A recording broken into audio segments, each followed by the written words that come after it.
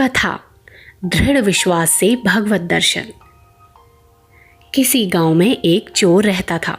वह रात को चोरी करने के लिए निकला। एक महाजन के यहाँ हरि कथा हो रही थी। उनमें पंडित जी भगवान के आभूषणों का वर्णन कर रहे थे कि उन्होंने शरीर पर बेशकीमती आभूषण धारण किए हैं। सोने का रत्न जटित मुकुट है, गले में कीमती कंठे शोभायमान हैं। ये शब्द चोर के कान में पड़े।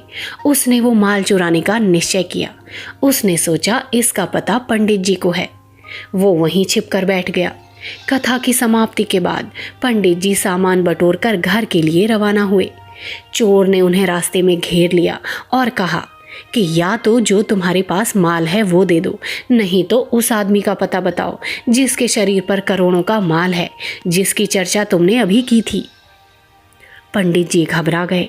उन्होंने चोर से पीछा छुड़ाने के लिए कहा, वो आदमी जमुना किनारे जंगल में गायें चराता है और बंसी बजाता है। बस चोर पंडित जी को छोड़ जमुना किनारे खोज में चल दिया और इधर उधर ढूंढने लगा। ढूंढते ढूंढते 5-6 दिन बीत गए, परंतु कहीं पता नहीं लगा। भूख से पीड़ित और हताश होकर बैठ गया। थोड़ी देर बाद भगवान कृष्ण आभूषण युक्त होकर, जैसा कि पंडित जी ने कहा था, गायों के झुंड के बीच नजर आए। उनको देखते ही चोर प्रसन्न हो गया और हाथ में डंडा लेकर भगवान पर लपका। भगवान उसका मतलब समझ गए।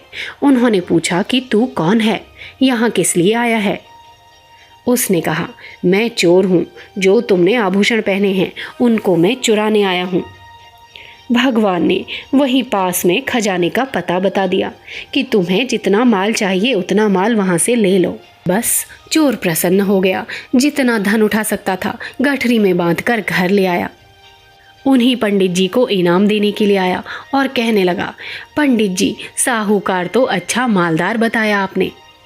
पंडित जी आश्चर्य में डूब गए और कहने लगे, भाई वो साहूकार नहीं थे, वो भगवान कृष्ण थे। उनके दर्शन हमें भी कराओ। बस पंडित जी चोर के पीछे हो लिए और वहां जाकर छिप गए। थोड़ी देर बाद चोर को भगवान दिख गए, परंतु पंडित जी को नहीं दिखे। तब चोर भगवान से प्रार्थना करने लगा कि प्रभु आप पंडित जी को क्यों नहीं दर्शन देते?